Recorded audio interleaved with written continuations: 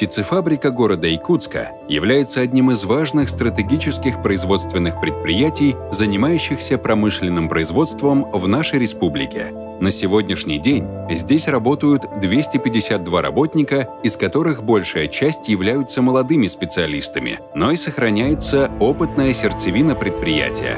Немаловажная часть работы на птицефабрике направлена на сохранение жизни и здоровья работников в процессе их трудовой деятельности, задачами, которые являются организация работы по обеспечению выполнения работниками требований охраны труда.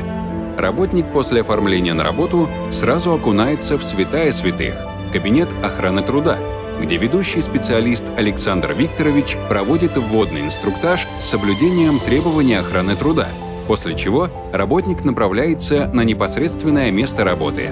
На предприятии имеется освобожденный фельдшер личного состава, который ежедневно контролирует состояние здоровья водителей и работников перед выходом на рабочую смену.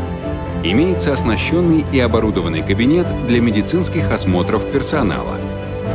Также Якутская птицефабрика – одно из первых предприятий, которое провела специальную оценку условий труда 100%, несмотря на большую численность работников.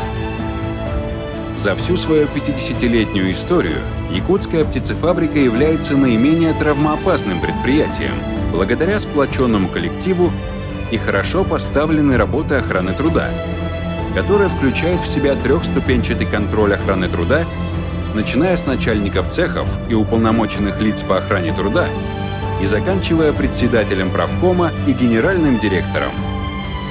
Успех любого дела зависит от команды. Наша команда – это большая сплоченная семья «Якутская птицефабрика».